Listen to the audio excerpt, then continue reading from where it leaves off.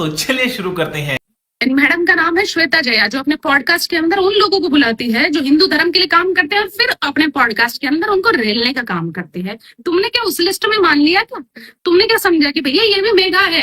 Mega सीधी बच्ची थी तो उसका पागल बना दिया तुमने। हम नहीं है उसमें से, ठीक है?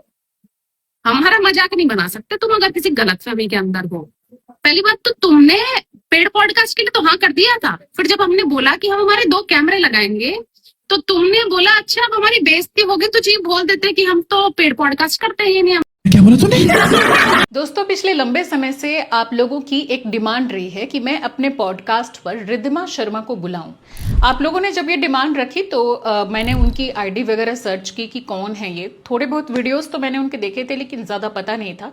फिर मैंने उनको डीएम किया। कुछ दिनों बाद उन्होंने डीएम देखा और उनका रिप्लाई भी आया। उन्होंने एक नंबर वहां पर दिया, फोन नंबर था। दूसरे दिन मैंने उस फोन नंबर पर कांटेक्ट किया तो पता चला कि ये उनके कोई मैनेजर वगैरह का नंबर था या उनके पीए या जो भी हो। तो उन्होंने कहा कि आपके साथ पॉडकास्ट करने के लिए रिद्धिमा जी तैयार हैं, लेकिन उनकी 2 शर्त है। पहली शर्त उन्होंने बताई कि हम अपना कैमरा भी पॉडकास्ट शूट के दौरान लगाएंगे। मैंने पूछा वो किस लिए? तो उन्होंने कहा कि अगर आप उसमें कुछ भी एडिट करके डालेंगी तो हम रियल जो पूरा कंटेंट होगा वो इंटरनेट पर डाल देंगे, इसके लिए। तो मैम कैमरे अपने भी लगाएंगे हम, अगर आप कट करेंगे तो हम पूरी कोई कट नहीं होता, फुल जाएगा, बिल्कुल लगा लीजिएगा, कोई दिक्कत। तो मैंने कहा बेशक आप लगा सकते हैं अपने कैमरे, मुझे उससे कोई एतराज नहीं है। फिर मैंने दूसरी शर्त पूछी तो उन्होंने कहा कि रिद्धिमा जी पॉडकास्ट करने के लिए 30,000 रुपए लेती हैं, तो 30K आपको पे करना होगा तभी रिद्धिमा जी आएंगी। तो मैंने कहा कि इसके लिए तो मैं अग्री नहीं करूंगी, क्योंकि मैं पेड पॉडकास्ट नहीं करती कि मैं किसी को पैसे दूं और उसके लिए उसके बाद मैं बोलूं कि ठीक है आइए आप अपनी बात रखिए। पेड का क्या बोल रहे थे आप? 30। अच्छा, पैसे भी लेंगे ये के लिए, पॉडकास्ट के लिए?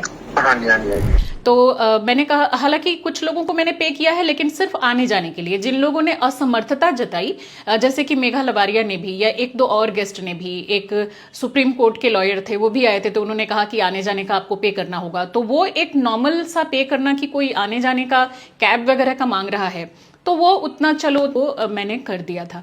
लेकिन स्पेशली कि 30,000 रुपये मैं दूं और उसके बदले में वो आए, तो ये मुझे कहीं से भी सही नहीं लगा। मैंने कहा ठीक है मैं टीम से बात करती हूँ। टीम से भी बात की मैंने। उसके बाद मैंने उनको एक ऑफर भी दिया कि अगर वो मेरे पॉडकास्ट पर आती हैं तो उनका इसमें फायदा ये होगा कि और 4-5 न्यूज चैनलों पर और 4-5 पॉडकास्ट पर भी मैं उनको बिठवा दूंगी, यानी कि वहां पर वो अपनी बात रख सकती हैं। तो उन्होंने बोला कि नहीं मैम, वो पेड ही करती हैं, यानी कि उन्होंने अपना एक रेट फिक्स कर रखा है। तो आप खुद सोचिए कि जो खुद को सनातनी हिंदू शेरनी कह रहा है, वो सनातन की बातों को किसी मंच तक रखने के लिए भी पैसे ले रहा है। बिना पैसे लिए वो अपनी कथा वाचन वहां पर नहीं कर रहा। तो मुझे ये चीज़ सही नहीं लगी और मैं वेट कर रही थी। 1-2 बार मैंने और कांटेक्ट करने की कोशिश की, लेकिन जब उन्होंने बोल दिया कि वो पैसे लेके ही करती हैं तो मैंने छोड़ दिया।